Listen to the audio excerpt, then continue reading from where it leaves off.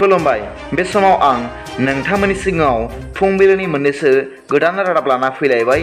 अन्नानै भिडिअखौ स्किप खालामाजासे जोबजासिम नायलांदो। दिनैनि फुंबिलिनि मोननैसो गाहाय रादाबफोरा जाबाय।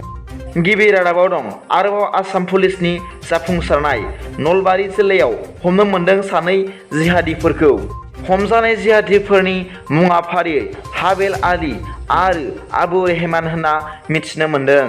हमजानाय जिहादिफोरनिफ्राय माखासे सन्देह खालामथाव फोरमान बिलाइफोर मोन्दों आरो बिसोरो जिहादी आनसुराला बांला टीमनि उदखारि हान्जानि सोद्रोमाफोर होनना खौरां मोन्दों।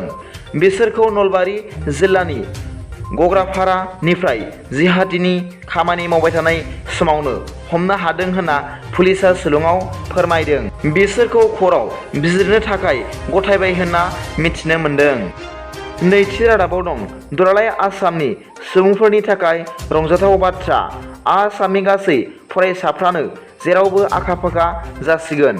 मानोना मैया आसामनि सरकार आरो गुगोल कम्पानिजों आसामनि डिजिटेलनि राहाजों आखा-फाखा फोरोंथाय होनो थाखाय आखाइ हमलायबाय।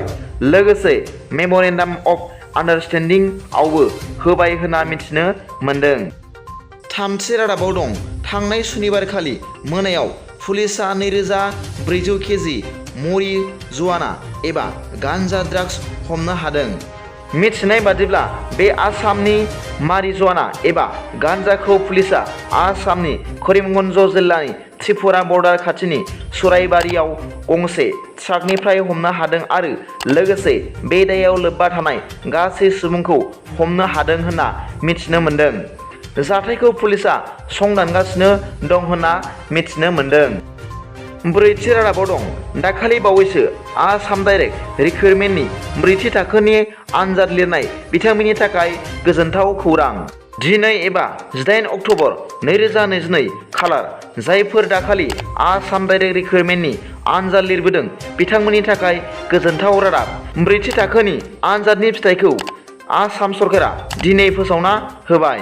जायफोर दासिम आनजादनि फिथाइखौ नुवाखै गाहायनि डिस्क्रिप्शनाव लिंक होनाय दं बेयाव थुना नायहैदो। दिनैनि फुंबिलिनि मोननैसो रादाबफोरा दा बेखिनिल'मोन।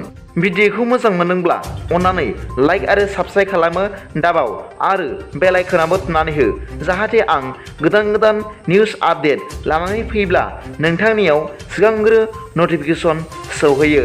गाबोननि फुंबिलिनि रादाबाव नोंथांमोनखौ आंनि चेनेलाव गोसो गोथारै बरायहरनाय जाबाय। गोजोन्थों। एसेनोसै। जै बर' हारिनि जै।